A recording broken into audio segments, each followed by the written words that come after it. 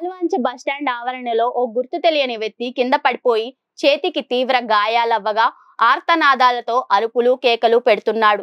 అతని అరుపులు విన్న సీనియర్ జర్నలిస్టులు తోట శ్రీనివాసరావు ఫణి పాల్వంచ సిఐ వినయ్ కుమార్ కు సమాచారం అందించారు. వెంటనే స్పందించిన సిఐ వినయ్ కుమార్ కానిస్టేబుల్ కృష్ణ 108 వాహనాన్ని పంపించి ప్రభుత్వ ఆసుపత్రికి తరలించారు.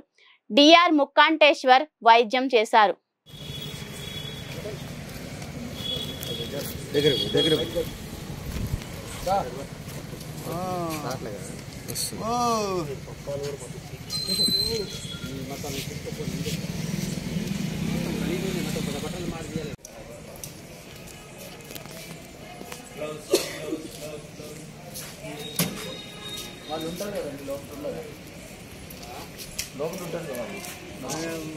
మాట్లాడు